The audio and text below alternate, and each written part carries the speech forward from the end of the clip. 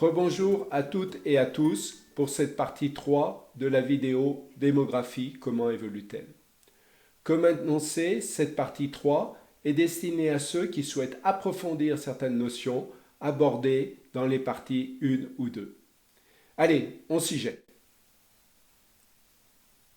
J'irai volontairement assez vite dans cette séquence, plutôt dédiée à des passionnés, sachant que vous pouvez à chaque instant en arrêter le défilement.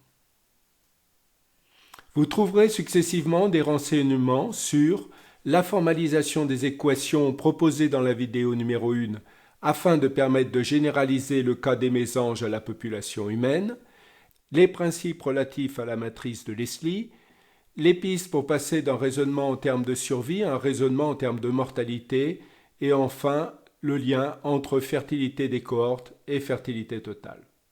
Bien entendu, la vidéo numéro 1 doit avoir été vue préalablement, même si je vais rappeler certaines données.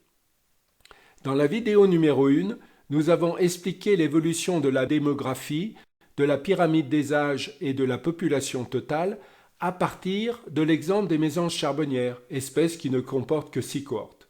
Nous allons maintenant chercher à généraliser. Nous repartirons de cet exemple numérique dont je rappelle les données. L'histogramme du haut représente la population initiale avec son tableau de valeurs. Et l'histogramme du bas, les fertilités par cohorte, également avec l'exemple numérique rapporté dans le tableau associé. De façon plus générale, nous notons les différentes populations des classes I de l'année J, P de I et J, et les différentes fertilités F de I et J.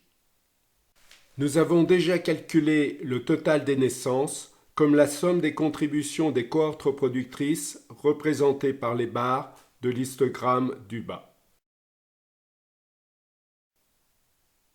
Nous avons aussi défini les taux de survie SIJ, ce qui nous a permis de calculer l'histogramme de droite à partir des formules ci-dessous que je ne vais pas énoncer totalement. Et nous avons obtenu la population de l'année 2, par exemple 25 pour P3A2, cohorte des 2-3 ans par exemple. L'ensemble de l'exemple numérique des mésanges pouvait donc se résumer par ces 4 colonnes, population, fertilité, survie, population finale. Et vous vous souvenez que nous avons choisi évidemment un jeu de données qui maintient parfaitement stable la population de mésanges charbonnières, la mortalité en rouge équilibre parfaitement les naissances en bleu, mais il n'en est pas toujours ainsi dans la vraie vie. Tout se résume donc par les formules ci-dessous qu'il convient de généraliser pour les naissances et pour les survies. Commençons par les naissances. Cette équation dit que la population de la première cohorte de l'année J plus 1, autrement dit les nouveau-nés de l'année J, est égale à la somme des cohortes I du produit des fertilités des cohortes I de l'année J par la population des cohortes I de l'année J.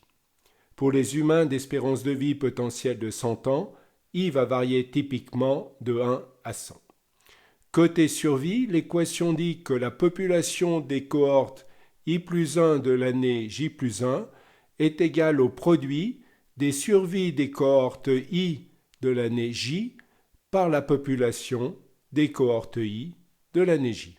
À nouveau, pour la population humaine, I va varier de 1 à 100. Ces équations, combinaisons linéaires, peuvent être écrites sous forme matricielle. C'est la matrice de Leslie.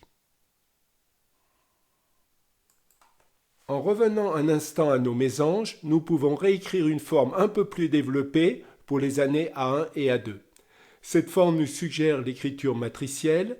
La matrice va transformer le vecteur PI-A1 en vecteur PI-A2. Ce que nous pouvons réécrire sous forme matricielle traditionnelle avec les deux vecteurs P qui apparaissent bien. La première ligne de la matrice représente les fertilités.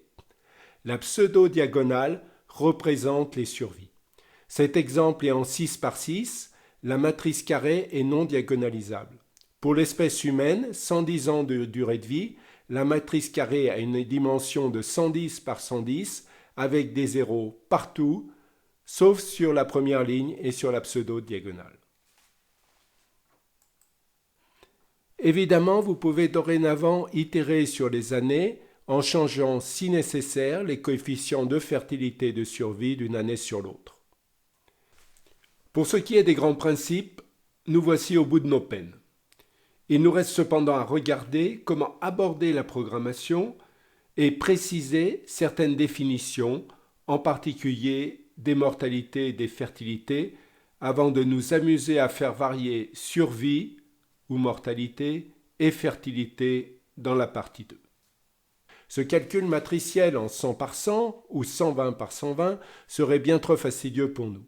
Mais c'est un jeu d'enfant pour un ordinateur, moyennant d'écrire quelques lignes de code informatique, faire quelques très nombreuses boucles de calcul qui se résument à des multiplications et des additions, nombreuses dans le bon ordre si possible. Si la matrice de Leslie est particulièrement élégante pour les matheux, en pratique elle ne nous aide pas beaucoup du point de vue informatique, nous conduisant à faire calculer par l'ordinateur une quantité astronomique de multiplication par zéro, notamment pour le calcul des survies, notamment pour une matrice de 100 par 100. Il est plus habile de revenir à nos équations condensées, de stocker les vecteurs des fertilités f de i, autant de vecteurs fertilité que d'années à explorer, donc de stocker un tableau FIJ. Et d'autre part, de stocker les vecteurs survie SI, autant de vecteurs survie que d'années à explorer, donc de stocker un tableau SIJ.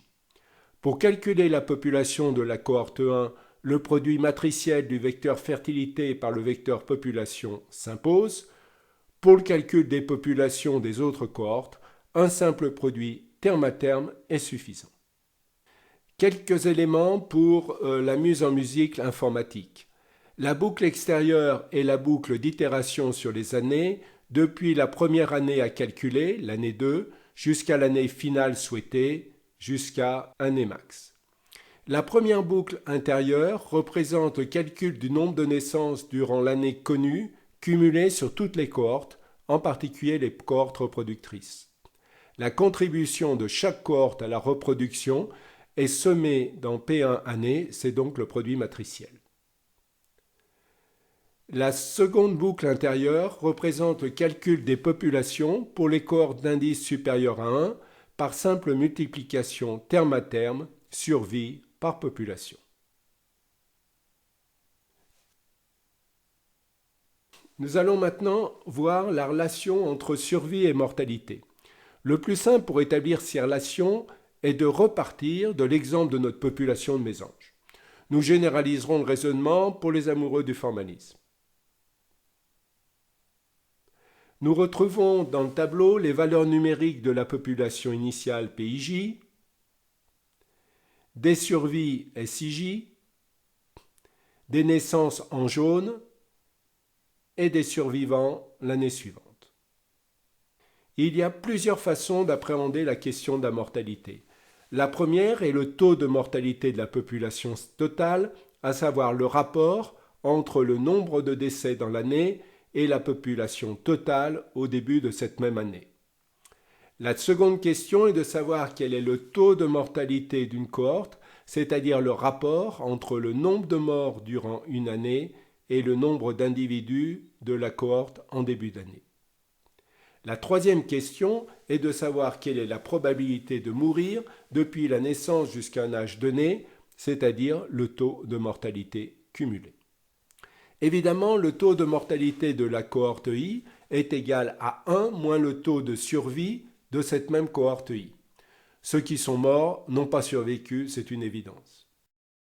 Non moins évident, le nombre de morts dans une cohorte est égal à la population de la cohorte que multiplie son taux de mortalité spécifique. Par sommation du nombre de décès dans l'année et dans les différentes cohortes, 100 dans l'exemple fourni, rapporté à la population initiale, ici 180, on obtient le taux de mortalité de l'année pour la population totale. Parfois, on connaît ou on veut connaître les survies ou les mortalités cumulées depuis la naissance jusqu'à un certain âge et passer d'une grandeur à une autre. Les survies cumulées sont égales au produit des survies des âges précédents par la survie de l'âge visé. Par exemple, la survie cumulée jusqu'à la cohorte 2 à 3 ans est égale à 0,4 que multiplie 0,625 que multiplie 0,4, soit au final 0,1. Les mortalités cumulées, MC de IJ, sont égales à 1 moins les survies cumulées, SCIJ, pour chaque cohorte.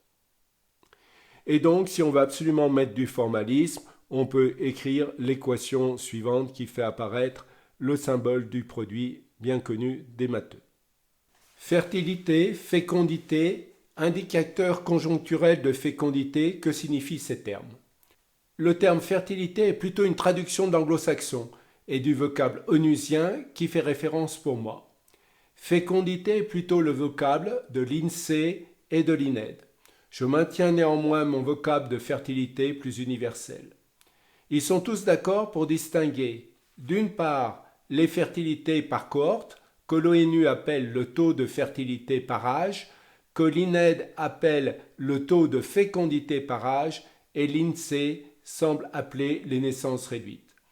Et d'autre part, la fertilité totale, qui pour tout le monde est bien la somme de l'ensemble des fertilités par cohorte, nos FIJ.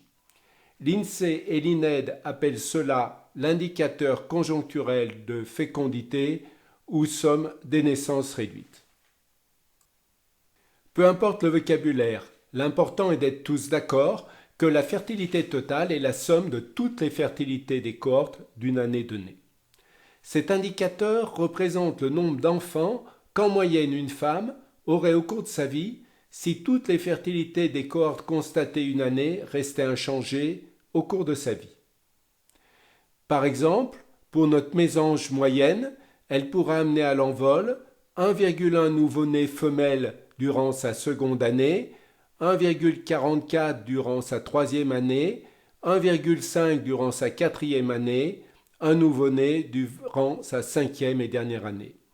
Au total, notre mésange moyenne aura donné naissance à 5,04 femelles et autant de mâles durant sa vie. La fertilité totale de la mésange est donc de 5,04 femelles. Heureusement, car la mortalité infantile est énorme. Ce mode de calcul et de présentation de la réalité ne devient contestable que si la distribution des probabilités d'avoir un enfant dans les différentes cohortes venait à changer drastiquement au cours de sa vie, ce qui est rarement le cas. Merci d'avoir suivi cette partie plus technique et vous pouvez maintenant retourner sur les parties 1 et 2 si nécessaire. Vous trouverez aussi d'autres explications dans mon livre Démographie, l'impasse évolutive. À bientôt.